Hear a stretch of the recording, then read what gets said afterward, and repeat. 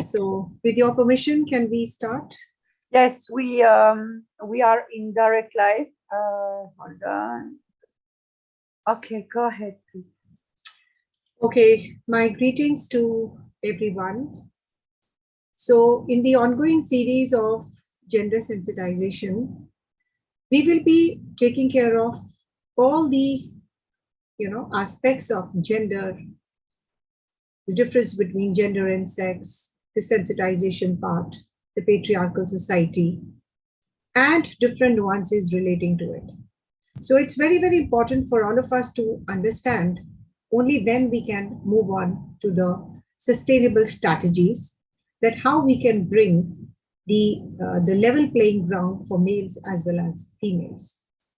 So with this note, let me start with the concept of what is the meaning of gender. And Dr. Namita, sorry. Why do you have your virtual screen behind you, the wireless of Dr. Malka? Oh, sorry. That was just give me 1 minute. Yeah, because it would be just mixed in our video. Fine now, yeah. Because I forgot after that. Okay, that's fine. Fine, I hope so. So I think now it is okay. Yes, that's fine. Please continue. Thank you so much. Okay. So let me start with the concept of gender and sex. What is the definition of gender and how it is different from sex? These nuances are very important to elaborate. Only then we will be able to come on to the exact aspects of how we can make the world more sustainable. So with this, let me start with the concept of what the sex means. Sex refers to a biological differences between males and females, such as the genitalia and the genetic differences, and hence are anatomical and philosophical. So, however, there is another category called intersex.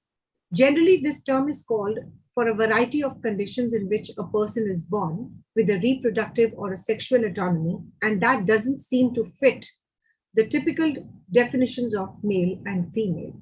For example, a person might be born appearing to be a female on the outside, but having mostly male typical anatomy on inside. So that is why it is very important to elaborate on what is the difference between a gender and a sex. So gender and sex are two different concepts with the different meanings, but there is a myth and so many people use interchangeably. So we cannot use this. Sex is basically a biological, determined, innate, and unchangeable unless changed with intense surgical intervention and universal. So that means we are born with a particular, body, with a particular body parts, and that's what we are called as, born in a male body or born in a female body. So it is innate unless and until there is a human intervention and surgical interventions in this regard. Otherwise, we are born with that particular innate and a determined structure as far as the physical body is concerned.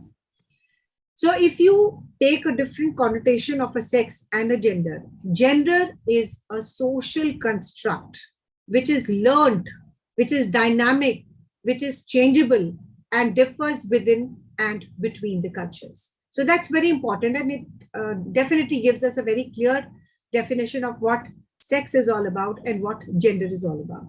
So sex is, determined by the biological or the physical body we are born with, and a gender is, basically when we are born, there is a social construct and a gender is influenced by that social construct. It is learned, it is dynamic, it is changeable because the definition of the gender keeps changing. Whereas when you talk about a sex, it is innate, it is, unchangeable unless and until there is a surgical interventions to change the body parts, how they look. So when we are born in a society, there is a social construct, there is a social circle around us who make us believe that we are born in a physical body of a male, so we have to behave in a particular manner of a male. And if we are born in a body of a female, then we have to definitely, behave in a particular manner, which is called as a female. So that is why we call it as a gender, which is actually constructed around us, which is, encircled around us. So that's very important for all of us to understand. Now, when you talk about the basic definition of the gender and basically the concept of a gender, the working definition is very, very important for us to understand. So people are born female or a male, but they learn to be girls and boys who grow into a woman and a man. They are taught what the appropriate behavior and attitudes, the role and activities are for them, and how they should relate to other people. This learned behavior is what makes up the gender identity and determines the gender roles. So this is very important for all of us to have a clear-cut distinction between a sex and a gender, that, when you're born in a particular family with a female body, so you are, ought to behave in a particular way as the female stereotypes are. So, the social structure, the norms of the society, which make you believe that, yes, you're a female, you cannot, go beyond a particular limit. You have some bounds and structure to follow. Similarly, for the males also, the overall structure is predetermined, and you need to relate to each other, the attitudes, the role, the activities which are, there for you. You have to follow the societal norms. And this is what is called as a learned behavior, and which definitely makes the gender identity and determines the gender roles. So the gender refers to the learned roles, norms, and expectations on the basis of one's own sex. And it is a social cultural definition of a boy and a girl, of a man and a woman. Not only their responsibilities are set by the society, but also the norms, values, dress codes, attitude, opportunities, rights, mobility, freedom of expression, priorities, and even the dreams are determined by the society. So you can see the level to which the society plays a very important role in determining our gender. So we are born, if you are born as a girl, so our mobility, our way of expression, our way of life, even the dreams, what are being seen by the girls, are determined by the society. So it varies from society to society. Some societies are liberal, so definitely the life which the females are leading will be better. And similarly, the males will have a different life, the females have a different life. So it's all dynamic. It's ever changing. It is ever evolving. So we cannot have a fixed definition of like a male born in India and a male born in America. They would be different because the societal roles, the structure of the society is all different. And they determine our way of life. They determine our gender. They determine our role. They determine our functioning as a particular gender. So definitely the society to society, it is different. It is evolving. It is ever changing. We cannot have the fixed roles for a gender. So, with this, let me just give you an animated, video of the different types of gender, because I'm going to now deal with the different types of gender. And it is very important for all of us to understand this particular role of what the different types of gender are. So, let us have a look on this. Gender and sexuality is a complicated subject. The concept of males. I hope my screen is visible to everyone. Yes, we can see it. And females, homosexuals, and heterosexuals. Even bisexuals are common, but few people know that there's a much broader spectrum. Because of a lack of information, many teens have a hard time figuring out their sexual and gender identity. Without a proper education, they can struggle with their identity well into adulthood and even their whole life. Sexualities. Most people know that heterosexuality means to feel sexual attraction to people of the opposite sex. Homosexuality means to feel attraction to people of the same sex. and bisexuality is experiencing sexual attraction to both males and females. But there's more. Pansexual people, also known as omnisexual, can experience attraction to all sexes and gender identity. An asexual person is someone that doesn't experience sexual attraction to any sex or gender at all. However, this doesn't mean that they aren't open to or can't experience romantic attraction. Romantic attraction is a feeling that causes people to desire a romantic relationship with a specific other person that doesn't necessarily involve sex. Heteroromantic, homoromantic, biromantic, panromantic, and aromantic are all types of romantic attraction. And these can be mixed to fit with other types of sexual attraction. An example of this is bisexual and homoromantic. Gender. There's more than just male and female in the gender spectrum. Intersex is when a person is born with both male and female parts, usually having an XXY chromosome. They can choose which gender they would like to be identified as, or they can identify as neither. Non-binary is when a person chooses to identify as neither male nor female, usually taking on different pronouns like she, her, jim, or z, zer, zim. Gender fluid can also fit into the spectrum of gender identities. A person who is gender fluid changes their gender identity that best fits with how they're feeling, changing from male to female to neither. Being cisgendered means you identify as the sex you were born as. Females identify as females, and males identify as males. Transgender and transsexual people identify as a gender different from the biological sex they were born with. So a person born as a female may identify as a male later in life, and vice versa.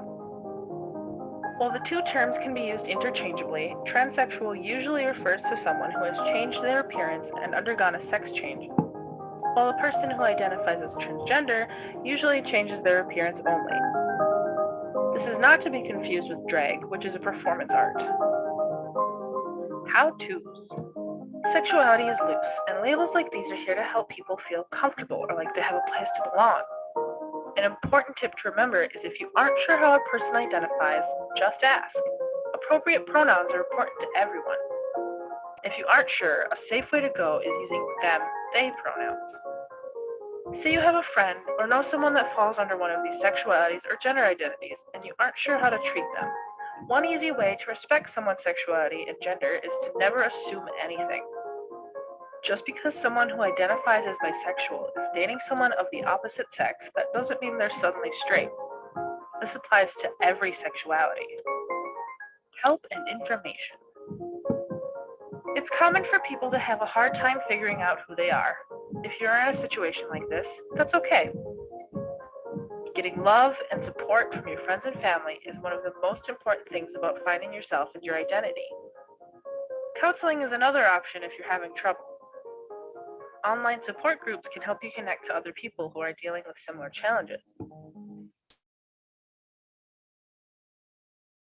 So we have seen here in this particular video that there are different types of identities, there are different types of gender, and of course, they differ from their roles, the people, how they are identified.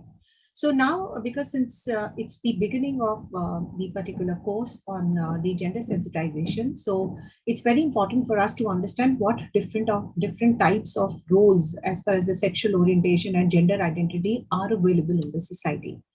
So only then we can formulate some strategies as per their gender identities and orientation to make the world a better world. So recently in the global context, specifically, I'm giving you an example of the healthcare centers.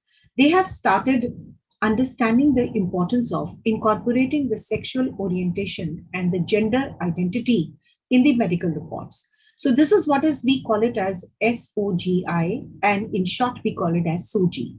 This SOGI is very, very important these days, and all the corporates, they are having this kind of an orientation that now is the time to incorporate all the different types of genders into the mainstreaming. And that is why, collecting of the particular data as far as their sexual orientation and the gender identity is concerned, is very, very important. So I will be elaborating on what sexual orientation means, what gender identity means, and how we move along with this particular aspects of incorporating the people of the different sexual orientation and the gender identity into the mainstream.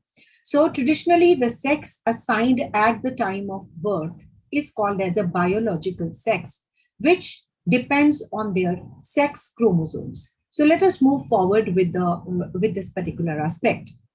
So we are starting with the sexual orientation and the gender identity, that is the SOGI data.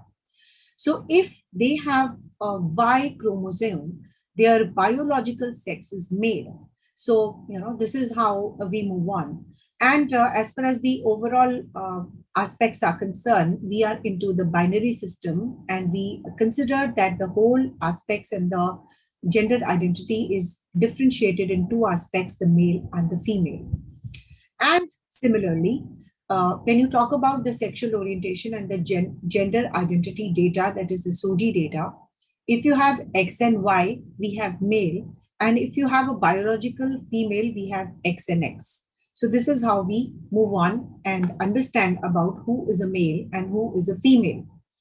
So there are not, the things are not very simple like XX and XY. The things are more complex when you move on with this particular aspect of gender sensitization.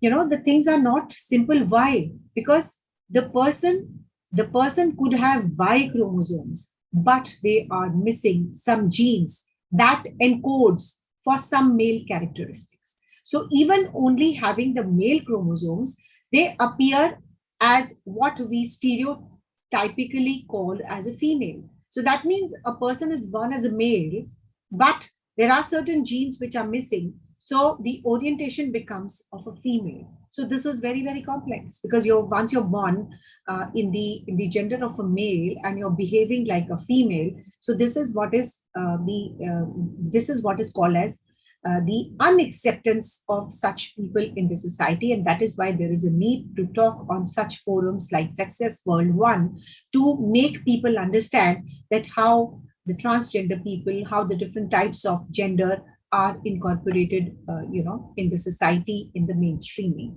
So here, this is the first slide in relation to the differentiation of the SOGI data, that is the sexual orientation and the gender identities are concerned. So this is the first aspect, that when a person is born in a male's body, but there are missing genes, those genes are very, very primarily important for a person to become a male. So those characteristics, those genes are missing. So what is the outcome of that?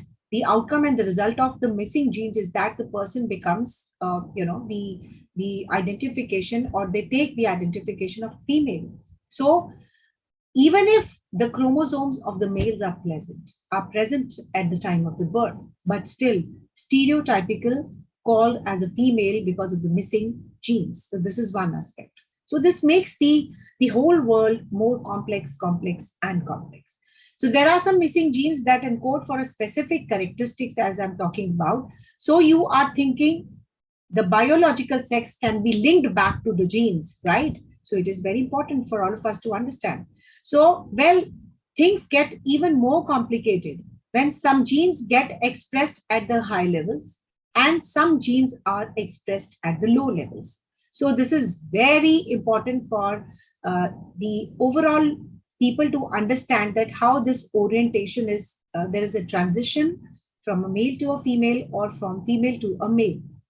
So this missing genes that encode for a specific characteristics, there is a, hormone called testosterone. So if that testosterone is, is present in more more quantities, so you have the orientation to become males. And if these testosterons are absent or they are not pronounced in the good quantities, then you have a female orientation. So this is very important.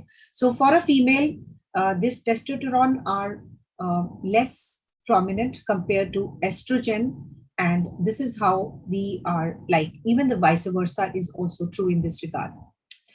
Now, because of these missing genes that encode for a specific characteristics, and estrogen and progesterone for the females and testosterone for the males. These hormones are very important, and they, pronounce the particular gender in a particular way. So now look at this particular slide. The missing genes that encode for a specific characteristics like XX for female, and also the estrogen and progesterone for a female and testosterone for a male. And these definitely, when you talk about the quantities of these hormones which are present in the body, these hormones, they bind to recept, and these receptors, they change the orientation of the male and a female.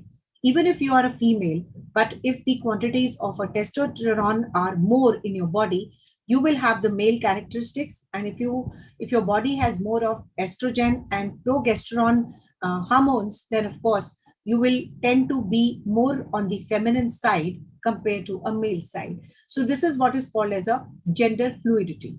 So some people may have lots of receptors that can easily bind to the hormones, while others may have a very few receptors. So in many cases, these people are intersex individual.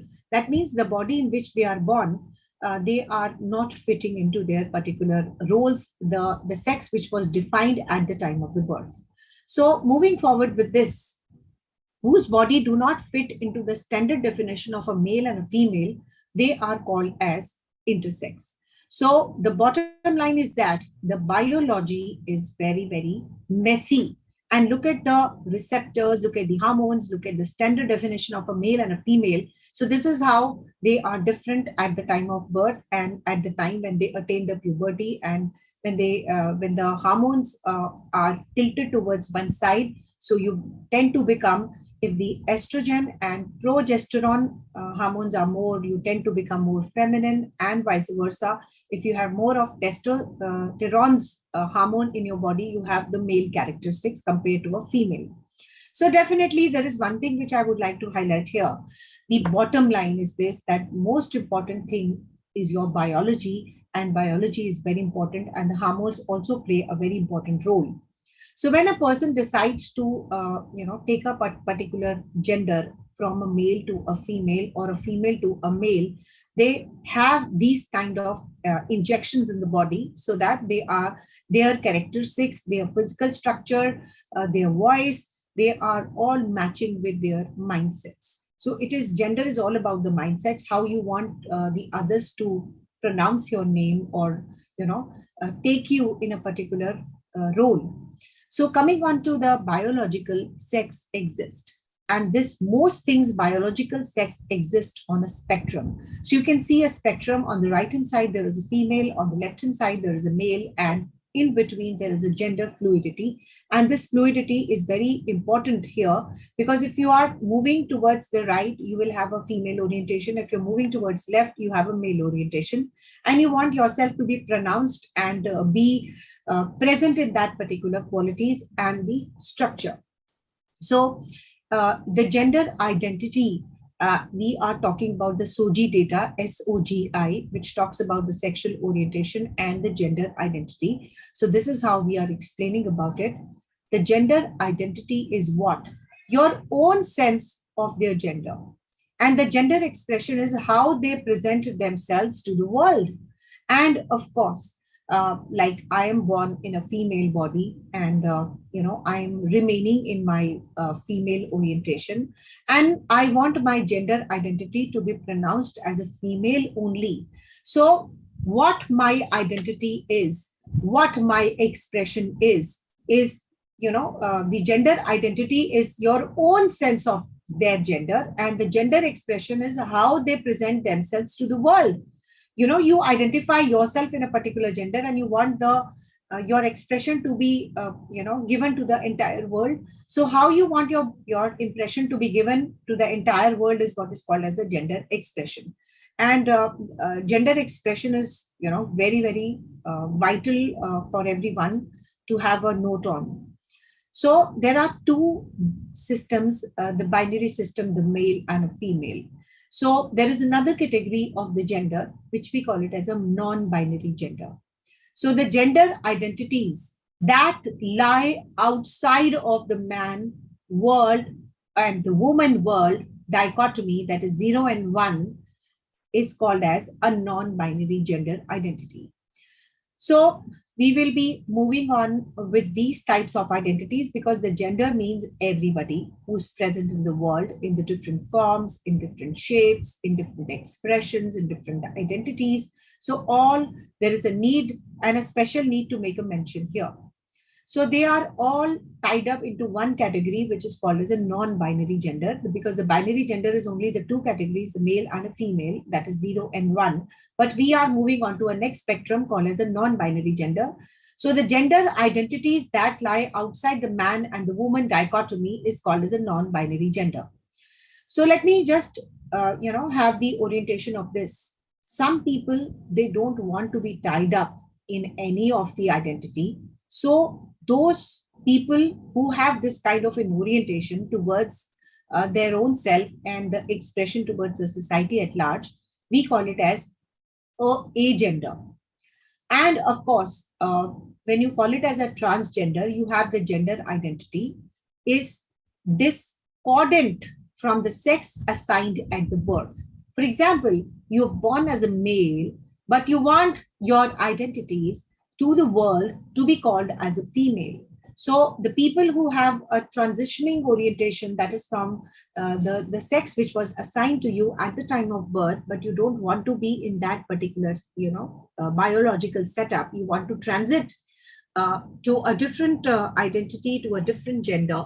We call it as a transgender.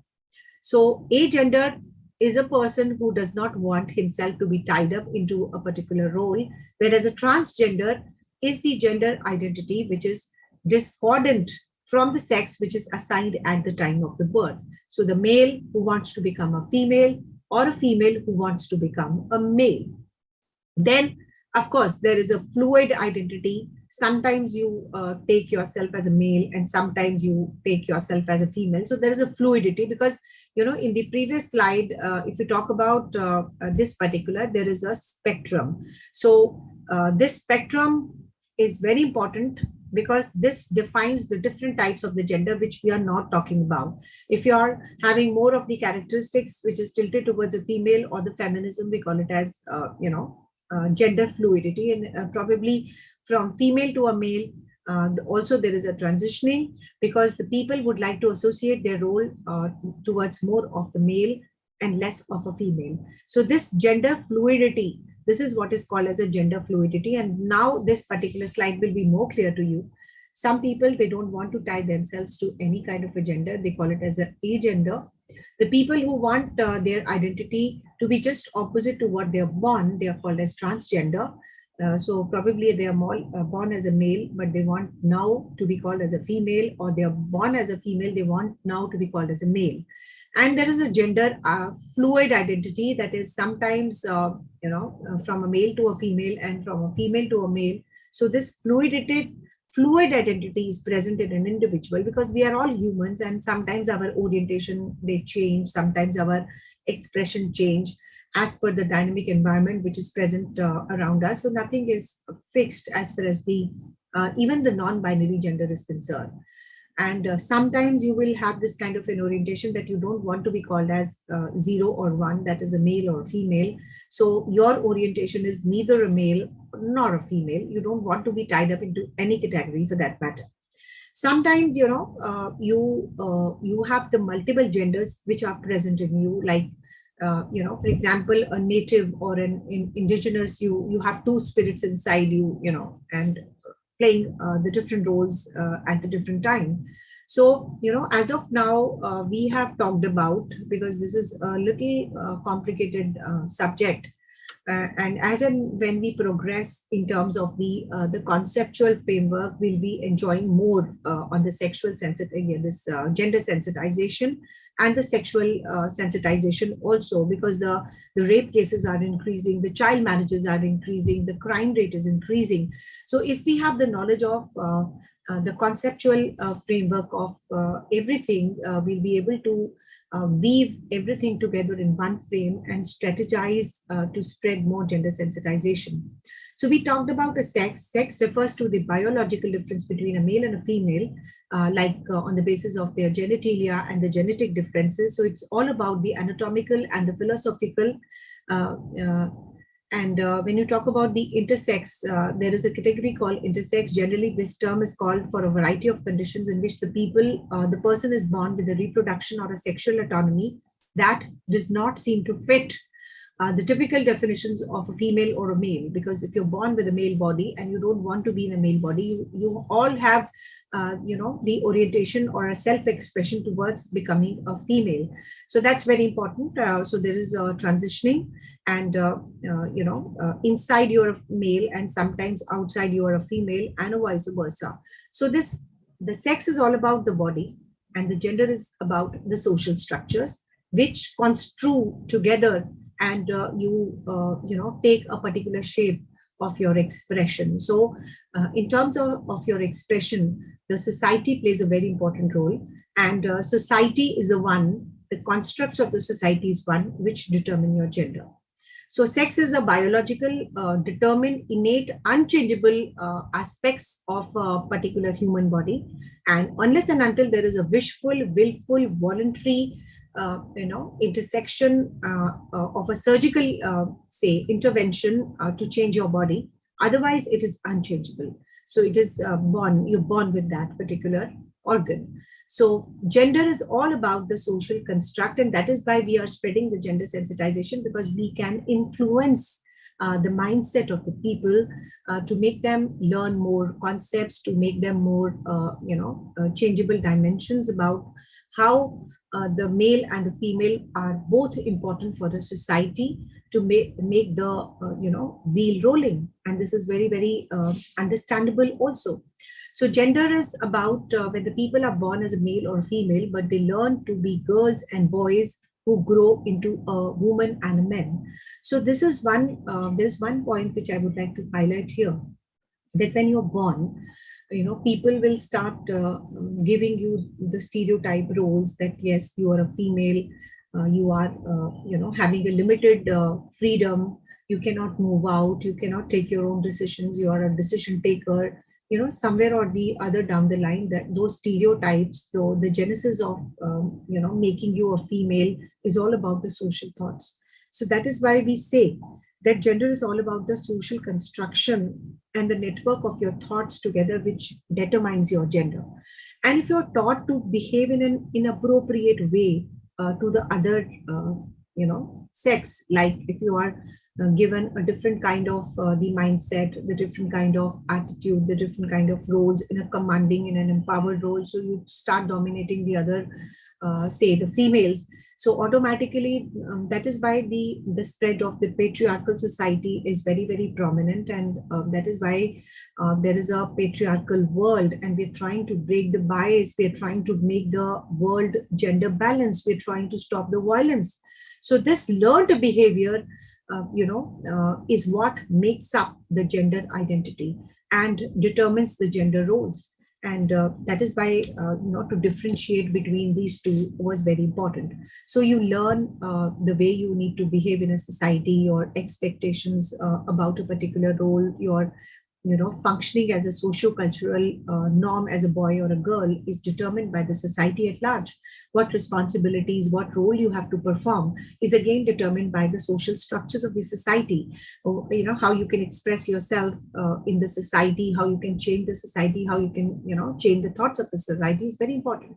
So, then I gave you the small clipping of defining this. So now this is a very interesting exercise. This I have taken from the National Commission of Women in India. So you need to identify the characteristics of the behavior in the statement, whether it's a gender or a sex, and the reasons to identify your statement. Like, men do not need tenderness and are less sensitive than women. So definitely this is a gender. This is not a sex, because these are the social norms, thoughts which are collated and contemplated together. It has nothing to do with your biological sex. So anything which is related to your biological sex will be categorized in sex, whereas the other social construed thoughts will be coming under the gender. So the most drivers in India are men. Definitely, this is also a gender. Women give birth to babies. This is a sex part, because a male cannot, biologically, a male cannot give a birth to the babies. Caring and nurturing of the baby is the responsibility of the woman. So again, this is a stereotype thing, and is driven by the gender.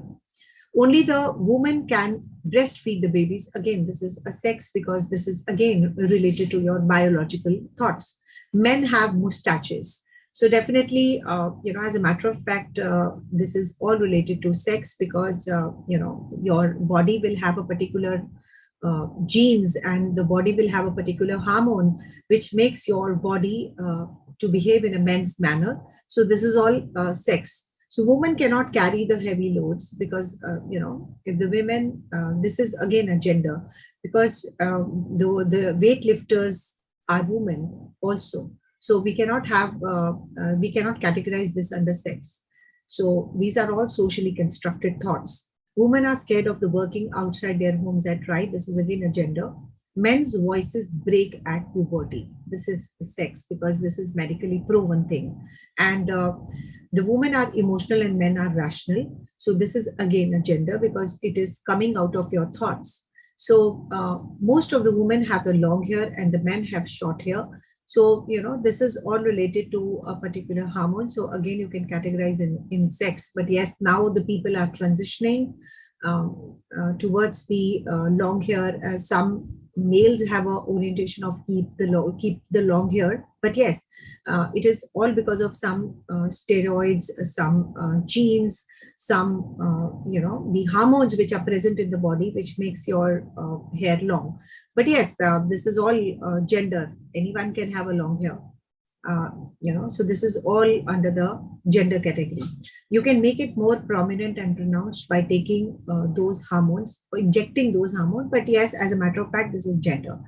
Most scientists are men. Again, this is gender, because this is socially constructed activity. Cooking comes naturally to women, because again, this is a stereotype aspects. This is not related to sex at all. So this is how we move on with this. And when we talked about the SOGI data, that is the sexual orientation and the gender identity, this is more prominent, because the medical records, they need the treatment and the care needs your identity as at the time of the birth, and how you are expressing yourself, or what you want yourself to be called in the public. So that's your gender expression. So sometimes, as I told you, that the X and X, biologically we call it as a male, and X and Y we call it as a biological male, and X and X we call it as a biological female. So it is the presence of some chromosomes, and the genes which are absent and present, which makes the pronouncing of the sex towards a particular identity. So look at this particular slide. There are some missing genes that encode for a specific characteristics, which is like testosterone. If it is present in more quantities at a high levels, you have an orientation to become male, and the estrogen, and there is another hormone called progesterone. If they are present in the body, so you have a tendency to become more feminine in nature. So the problem is not here. The problem is more grave, because these receptors, they bind. Some people may have lots of receptors in their body, and that can easily bind you to a particular hormone to behave in a particular way. Sometimes these receptors are few, sometimes these receptors are more. And in many cases, the people are intersex individual. They don't want to, like if they are born in a particular body, and they don't want to behave in that particular way, the way they are born. So the bottom line is that the biology is very, very messy, and it creates a lot of problem. Then we talked about the concept of gender fluidity. That is, in a continuum, on the right hand side there is a female, on the left hand side there is a male.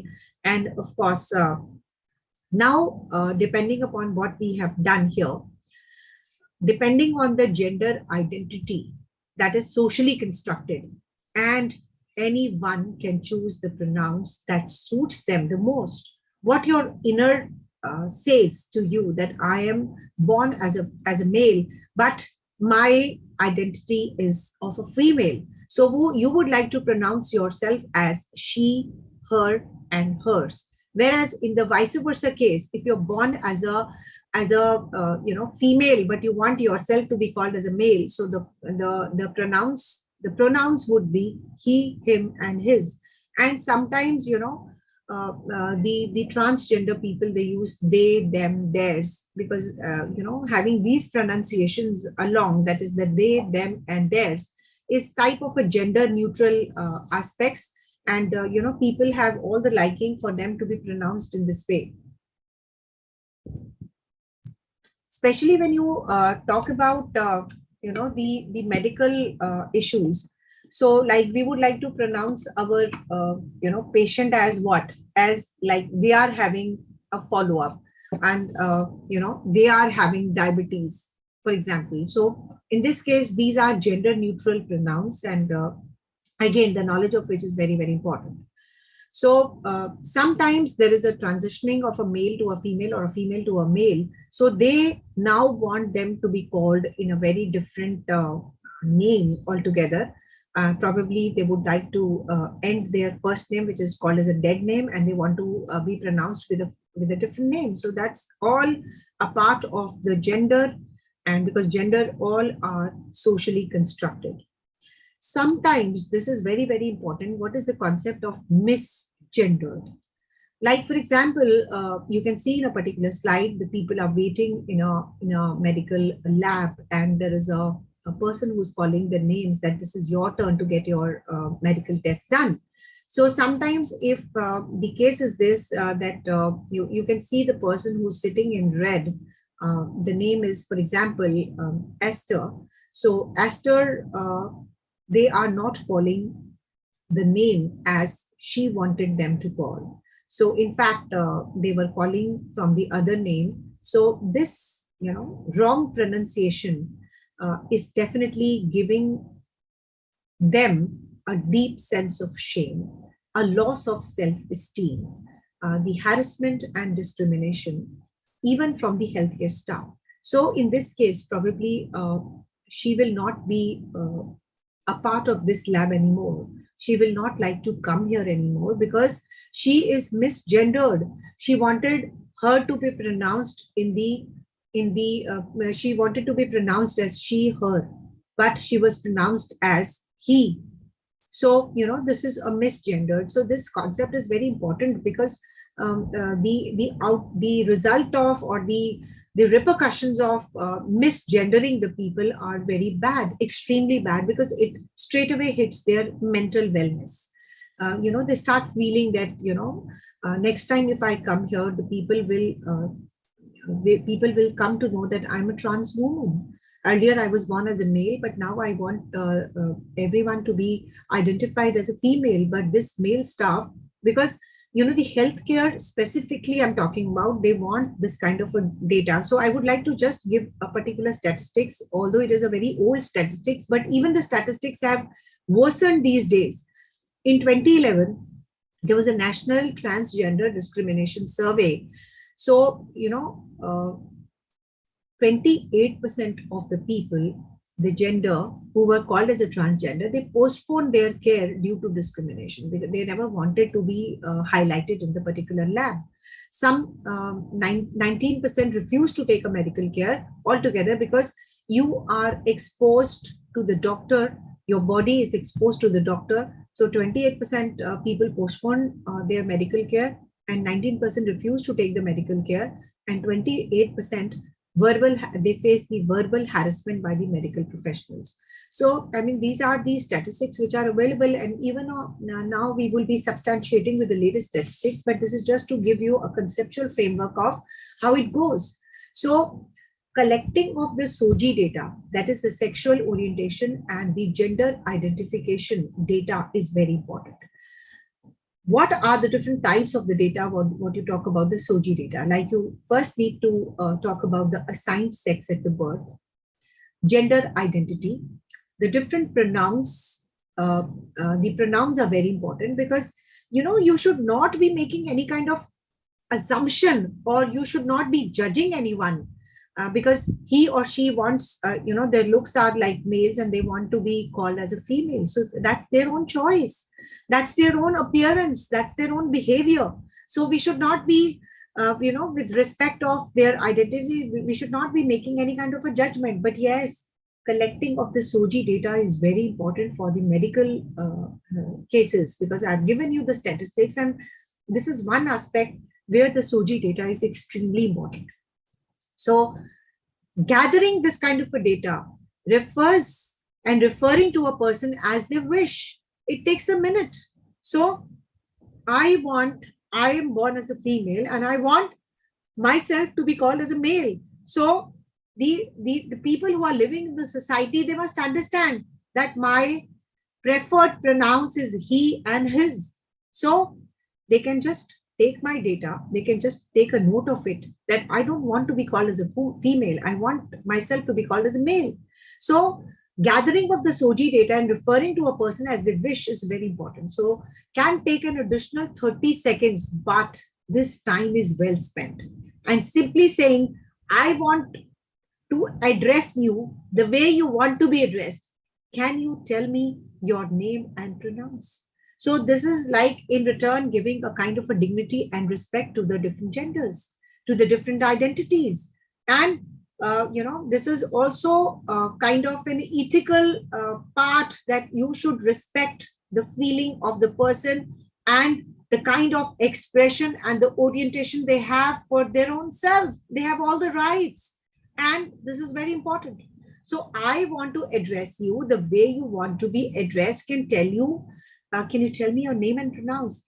This can make them and their families very comfortable.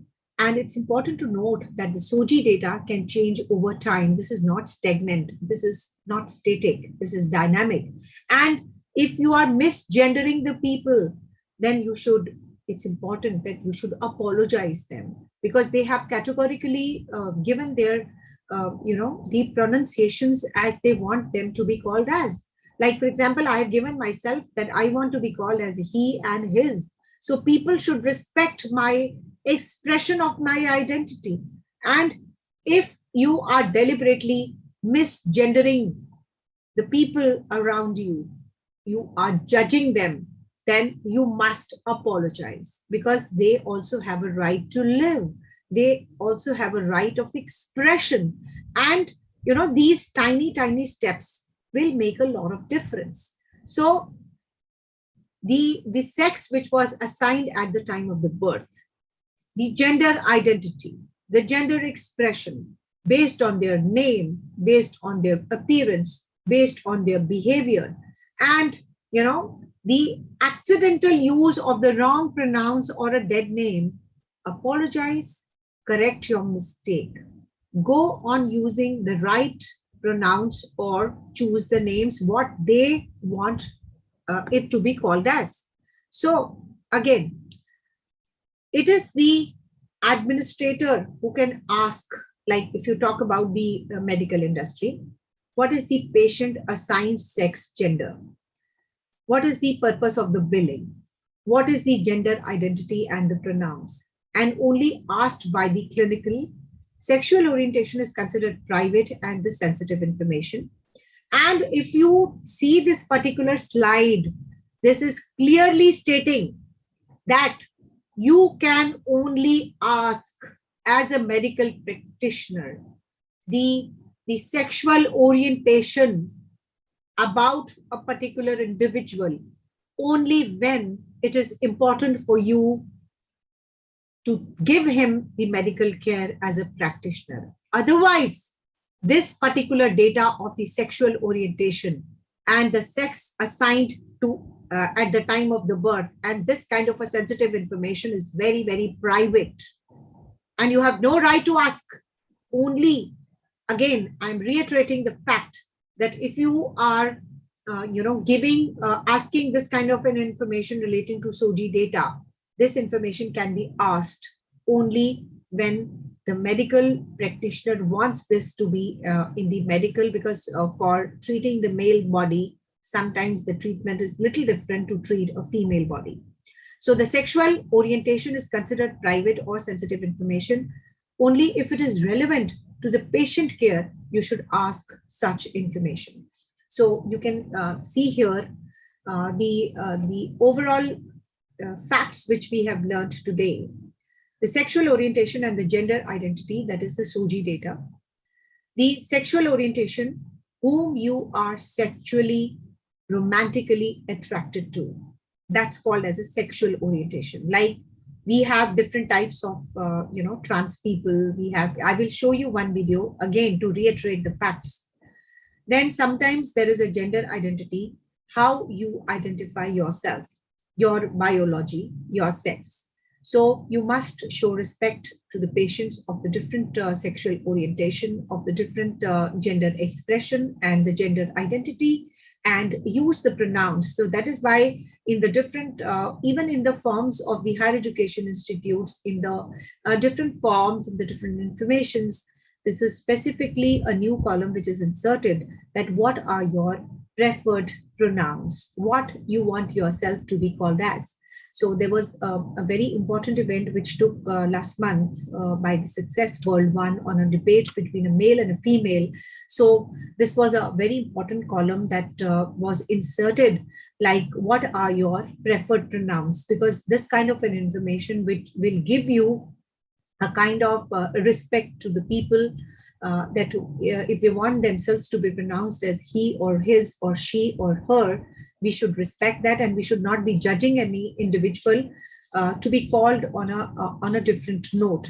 So now I will be showing you at least a small video which is giving you the fact that how the gender identities are there and what kind of different people they show the different types of orientation and what their expressions are.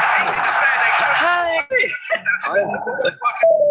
Harrison, we are moving in together. That's amazing. Get your own place anytime on 99acres.com.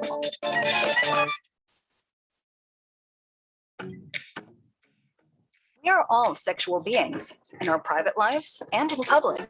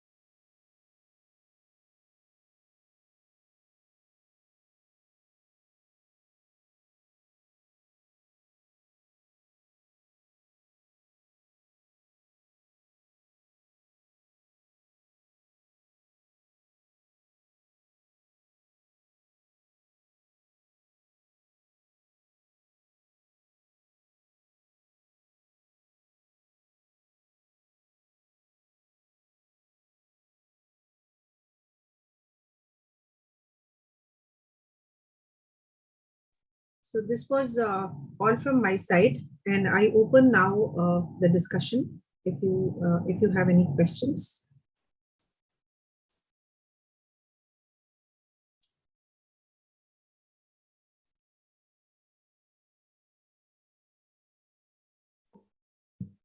Yeah, Dr. Namita.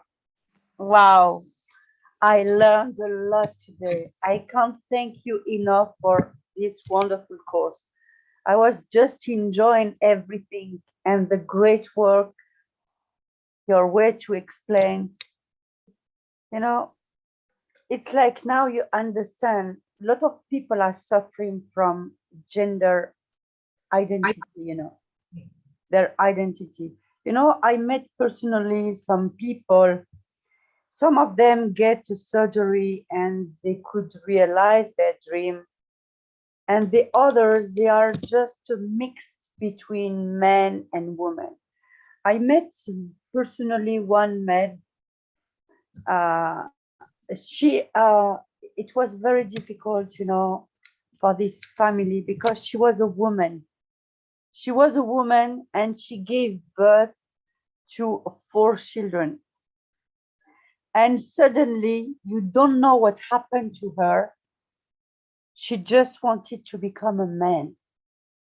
So she changed completely, physically. Physically she changed. It was just amazing to see that.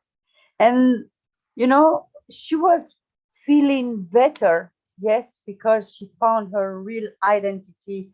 I mean, physical identity, because it's not, your body is not really your true identity, but her physical body. But the children, they were lost. They didn't know if they have to continue to call her mom, because physically she was not looking like their mother anymore.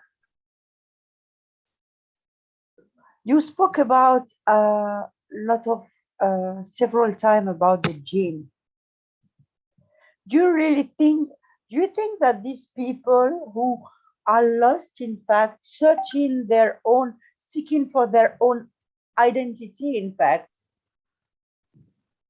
do you think that this problem of gene is transmissible to, can be transferred to the children they have? They will grow up in the same manner with this trouble of identity. What do you think? I'll just answer. What a beautiful question you have asked, that whether the, searching for own identity and searching for your own self, that what you are and what you want people to call you, and your self-expression about your identity, is it transferred to your children? So the answer is no, because it is all individualistic in nature. If I want, I have something in my mind, and some thoughts are collated, and the social structure is, because these social structures, they keep changing. And now we are very openly talking about LGBTQ plus people, and talking about and giving them their rights, and the different countries, the different transgender laws are passed. So we are identifying them, we are recognizing them, and we are giving cognizance to their different needs and all that. So earlier we never used to talk about them, and that is why they had a lot of problems in the mainstreaming. Their rights were not being taken. And I see myself as a transgender activist. I feel for them. My heart comes out for them when I see them suffering. So if this kind of a sensitization is, done by the forums like Success World, and, people at a larger forum, the people start talking about them. So I don't think, because the problem is of the awareness. The problem is of the, of their mainstreaming. So if they are into their mainstreaming, it is not very, I don't think so that it is being transferred, because if the children are born and brought up in a different culture, right from the very beginning, they know about the sex education. They have everything about the knowledge about how sensitive people are, what their orientation is all about. I don't think that they will be lost in their identity crisis. So the identity crisis is here as of now, and we are trying to bridge the gap. We are trying to make a bouquet of the different flowers which are present in the world. And you're doing such a beautiful work of giving free education and free courses to the entire world. You know, we are here to talk our heart. We are here to talk about everybody who's having the identity crisis, to understand what the actual life is all about. So if we join all hands together, I don't think their kids will suffer, or their children will suffer, because together we will be pulling them out of their crisis and make them understand that yes, you have all the rights to live the way you want. You have all the expression of your identity.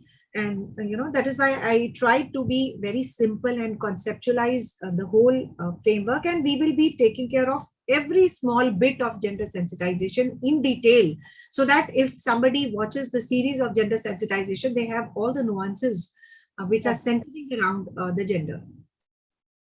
Dr. Namita, thank you for your answers. But I believe that people are rejecting this kind of people because maybe they think that they are sick, which is probably a disease or mental problem or something like that. So some people will think that it's a mental problem. And at the same time, today I understood that probably, yes, there's some problem of the gene. So it may be corrected. It may be corrected by the science, and we have to just to give them our love and all that. And this is true. See, so this woman that I know that become a man, this is true. She is a new person. She is no more the mother of these children, Yes. even if she is no more the mother. And they cannot call her also dad because she's not their dad. You understand? Yes, So yes. they are creating a new identity. It's a new identity to themselves. I believe it's like a resurrection, new life, new identity, new world for them. Yes, absolutely. So I will try and make one module on, their medical side of their transitioning and of the different surgeries, what they go through, what hormones they take. I will try and make one video on this and try and circulate here. In fact, I would be live here and giving all of you that information, that they are, how medical and their transitioning towards the different gender is actually there, so that we all understand their problems in detail, and try to give the medical side of it also. So I'll try and touch all the nuances of the gender sensitization. Thank you so much. We have Rosemary, Dr. Rosemary from Canada. She has probably some questions for you. Okay. My dear sister. Hi, dear sisters. How are you? I'm good. How are you? Good. Yes, Dr. Namita, I listened to you from YouTube. So I was very, very interested to listen to what you said. I have very near relationship with someone that's transgender. So it is difficult. It is difficult to understand it. It's not simple. It's not simple. And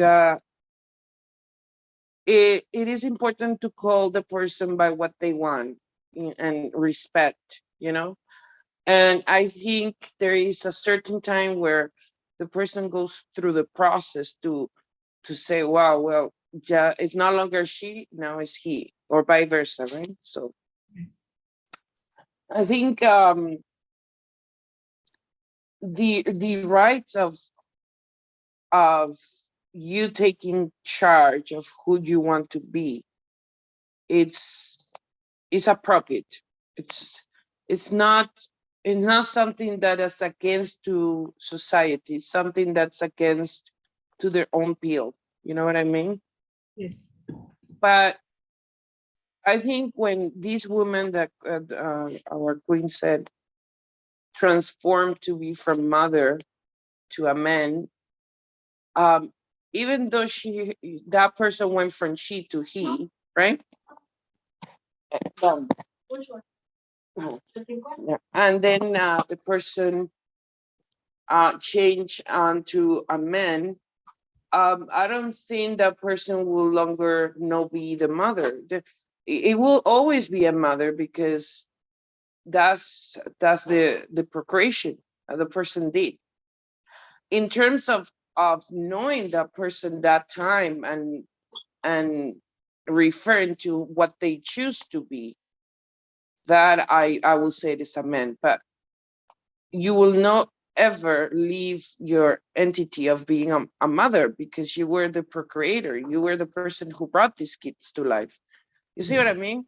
Even though it's hard to understand it, but indeed that person. Dear sister, unfortunately, you know, when you arrive at a certain level, and I saw that around me, you arrive at certain level where you suffered a lot, even by being a mother.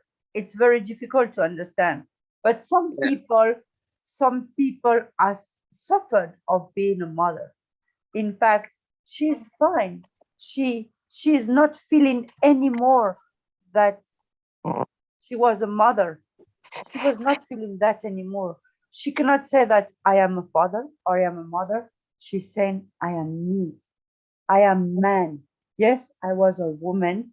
Yes, I was a mother, but today I am someone else. No, I agree completely to what they choose to be at that time. What I'm saying is biologically, right? Yes, but it's not logic in every mind, sister. You know, you cannot disengage. I mean, I brought these kids to life. I mean, I Yeah. don't know. Yes. No. You know, no, I think the human nature still will be there, right? Like, okay, these are my kids. Now I'm a man, but okay, these are my kids. You know what I mean? I brought them to life. You know what I feel within me? I feel that God has created energies, the feminine and masculine.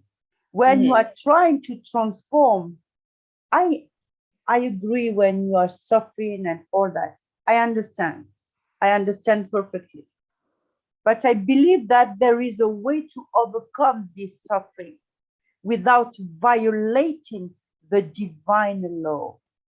You understand? Yes. Because sometimes, see, this woman that I know, of course, she was born a mother, she gave birth. I respect. I'm not judging. I love her very much. She is around me. But as I told her, by doing such things, you are just violating a divine law. Yes, that I agree. I'm sorry. This is agree. The truth. And probably before to transform your body, you have to transform your mind and accept who you are as a divine creation first, without transforming your body. Transform first your mind. And if you can't find the right things, why not? I'm not saying that these people are bad. I say these people need help. They need love. Yes, they need I agree. to be surrounded by the right people to help them to accept themselves as a creation of God. This is what I believe. I believe they need help, not to transform their. I do believe that too. And to be even honest if with she's you, not suffering, sister, the children are suffering. No, for sure. They are destroyed. Yes, it's completely unbearable because you met someone who's your mother, being a woman, being the protective, now is in the reverse size. You know, it's like it for me that decision is so selfish. So I we just need to help them. We really need to help them, to give them love, to be surrounded by them, to help them and to understand them. I agree. Yeah, And they I have need something to add here that we had a transgender conclave in PhD Chambers of Commerce, and Lakshmi Tripathi, I happened to meet her, and n number of transgenders, asexual people, bisexual people were there, and me, Aishwarya, and our team happened to talk to so many people, during lunchtime and coffee time, etc. So, they are so much depressed. They are not able to comprehend that they are in the body of males, but their whole orientation is towards the females. And, they are into so much of depression in terms of their identity crisis is concerned, that we are here to say that, this is going to destroy the world and probably they should not be transforming their body. So just look at their plight, just look at their mindsets, that what they are going through. And if they want to transform their body in terms of, having some surgeries, some operations. So, and having this kind of operations is going to give them a peace of mind, and they want to physically show to the world at large that they are now the males and they are no more the females. So they get their top surgeries done and they get their vagina plastic done. And I have not even heard of the names which they gave us, that they are going into so much of hormones therapy and physical therapy, and because ultimately they want the acceptance, what the Queen said, and what our sister Rosemary said, that what eventually is needed is the acceptance. So the acceptance and the love can actually, help them in finding their identities. This is what my strong conviction is. And probably we can be catalyst in, helping them in finding their identities, rather than they going to transform their bodies and, finding the love in the world. And let us join hands together to accept them in the way they are, in whatever thoughts process they have. It is their life. In reality, Dr. Namita, in reality, we need to teach them that their identity is not this body, a color, or anything. We need to teach them their true identity, that they are spirit, not a body. This is what we have to teach our people. Yes. To just don't destroy this physical body, because it is the temple of God, the God that is within you. Absolutely. And we have absolutely to teach them their real identity.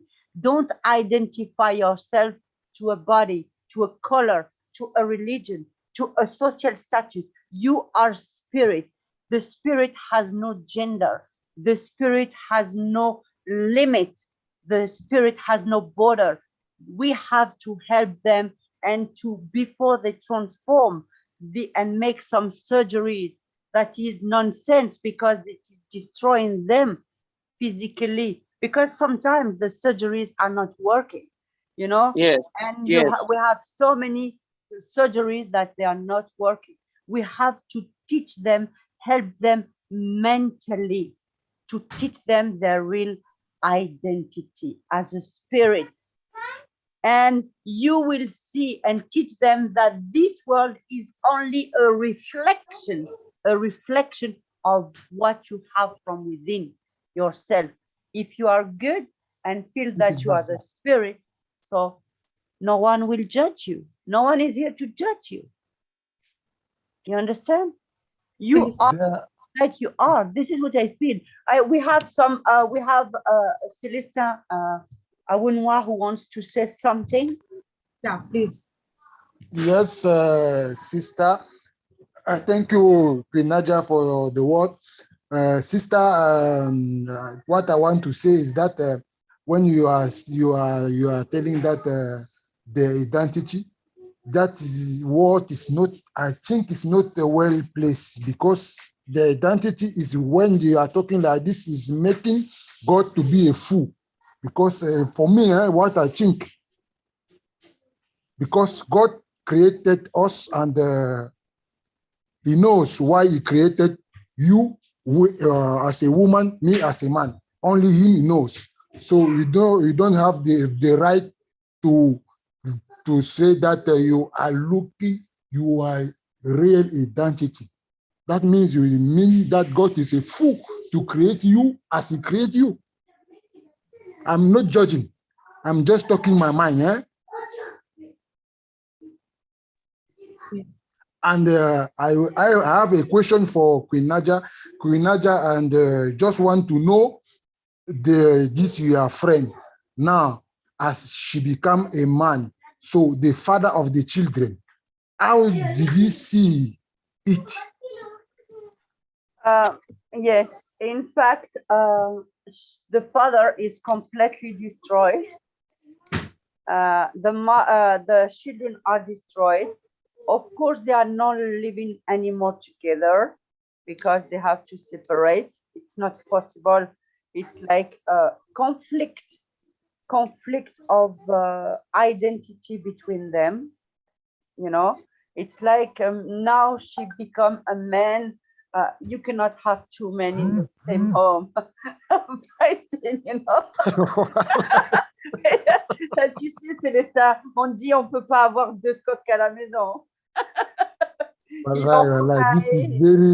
This is very, you know, for me, what is happening in the world now, I think the end of the world is very soon, because I don't understand what is very bad things that happen in the world now. Is very bad, very bad, very bad, very bad. This is why we are here to teach the people. This is why we have our professor, Dr. Namita, who is here teaching you, all of you, and it's free. And just share, promote our course, promote our academy, because we are here. We are the World Academy of the People. We are here. We have created it to empower humanity to wake up and understand what is going on. It's like they are following like animals, you know, and we want to tell them, oh, you have the divinity within you. Wake up. Just be yourself. You understand? It's just amazing. So, Celestin, and to all people, yes, promote our courses. We have also Dr. Rosemary, who will teach different things. We have so many things that we are teaching. And from the end of May, we will build other courses. And yes, we have to change the mindset of people. We are all, it's like a slave and stuck in this consciousness of ego, consciousness of destruction, all these kind of things. We have to get out from this system. We are all slaves of the system. And now we know how to get out. Just we have to act and follow. And Dr. Namita is here also to help you to understand. Okay, thank you. Rosemary, you want to say something? You want to add something? Sure. I think there is another person with the hand. A woman. Celesta. Hello. Hello. Oh, yes. Jeremiah. Okay.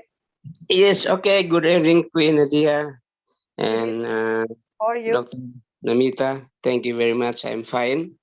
Yes, I have a question that I'm thinking. I just example in my country. There is the people when they are laughing each other, they are so surrender to each other, to laughing each other. But after the marriage, maybe 2, 3, 4, 5 years, less than 10 years, less than 10 years, and they're starting to divorce. So they make the children is suffering. So they have to marry again, and they leave the kids to the parents. So I think when I see this kind of situation, it is so bad. And I think maybe we need something to, we need some information, maybe how we can solve this problem, especially for developing country, you know, because I'm from a developing country. So it is so many problems because the kids have to be standing on the road to selling newspaper, or maybe they have to begging each other, you know. It is so problem. So I think about this, my question, maybe I need some information from Dr. Namita and also from Queen Nadia. Thank you very much. Okay. So, you can answer. Yes, please, sister, answer him. You can answer him. Yeah, in fact, I didn't really understood his question. He wants to develop. In which country are you, please? Oh, yes, I'm from Indonesia, Queen Nadia. Indonesia. Yes. Okay, fantastic. So, for example, to help our people there in Indonesia, you have to know that we are already present in Indonesia. As Successful One Indonesia, we have Prince Paenope, who is our president there. So what we can do to empower the humanity and to empower the people in Indonesia and the children, probably Jeremiah, you can help us. Be connected with us in Zoom and Yes. link yourself in the television there, in your TV there. Invite some people, invite some children to come and learn from the courses of Dr. Namita when we are online, or from Dr.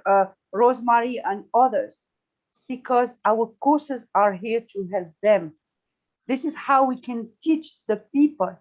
If you help us, you all over the world, to spread our courses, be sure that this world will be changed. But we have to join hands and really spread all these things.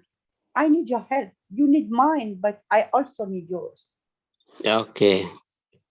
Thank you very much for your suggestion, Queen Nadia. Hopefully, Welcome. myself and Prince Panope, maybe we need to try to do that. Yes, we have Prince Paenope there. He's just fantastic. He's from the royal family of Timor, and Yes. He's just amazing. So we have to discuss with him and develop Indonesia there and together. But definitely we need to work together. Of course. We are not Yes. working together. It's not possible. I am really doing my best. Our team is doing her best.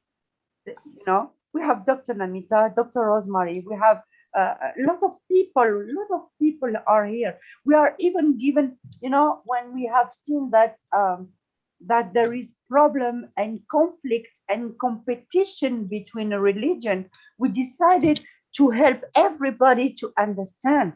And from the end of next month, we are giving and learning together the holy books, Quran, the Bible, the Torah, the Buddhism, the Judaism, the Hinduism, the Vedas, and all that, and to just be together and understand what is separating us.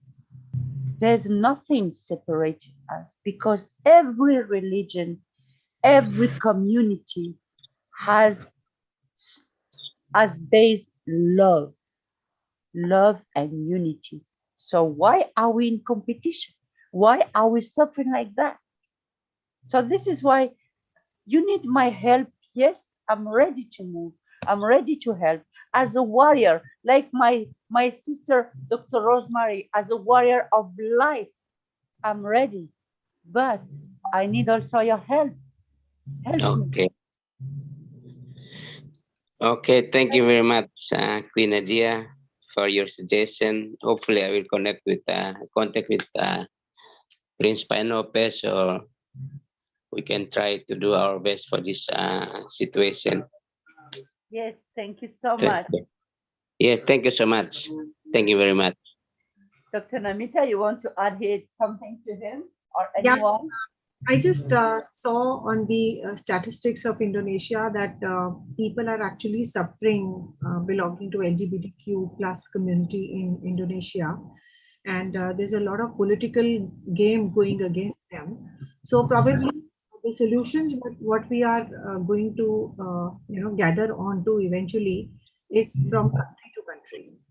So we will have more deliberations for Indonesia, for South Africa, for that matter, for all the countries, because this is an ongoing series of gender sensitization, and we don't have an end to this. This is endless topic, and probably the discussions and the deliberations will move on from country to country, and then again, because the concept is evolving and the concept is continuously changing, the perception of the people, the acceptance of the people is also not a static thing. It is dynamic, it is ever changing. So probably, if we talk more about it, the more acceptance we have towards this community, and the more love we are going to give to them, the social acceptance we are going to give to them, they will be more happy, and they will be in the mainstreaming, and stop looking at them from a different angle, because we have to stop judging about anyone's identity.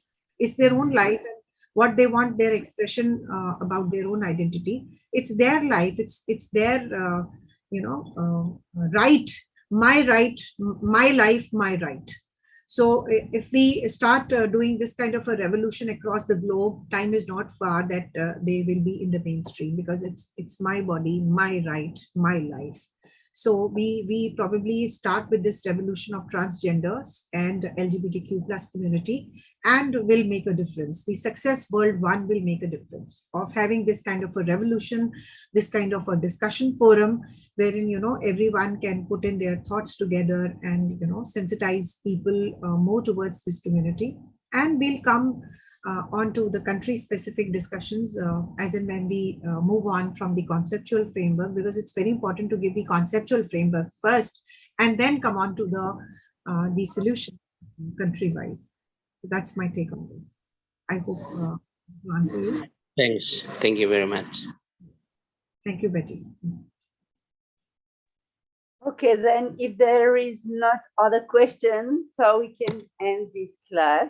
It was just amazing. Thank you very much for all the people who were with us. And with Professor Dr. Namita is every Tuesday at 12:30 France, 4 p.m. India. So don't miss out the next session of our professor. And thank you very much, everyone, for your presence. And thank you. Thank you. Thank you, Dr. Namita. You are just amazing. Thank you. And thanks to our Rosemary. She's just wonderful. She woke up, she's in Canada, and it's early there for her, but she's here. Thank you so much. Thank you, darling. I'm Thank here. you. Thank Thanks. you. Thank you Thank to Take you care all. of you. And Thank this you. afternoon, don't See you next forget week. that in 1 hour, we are starting the course with our other professor, amazing professor, psychologist, Dr. Kavita. She will teach us also how to know yourself. It's time to come how to know yourself. It's like the continuity on impact of our courses. So thank you very much, and don't miss out the course also of Dr. Kavita in 1 hour. Thank you. Thank you. Yes, Thank you. bye. Bye. Bye.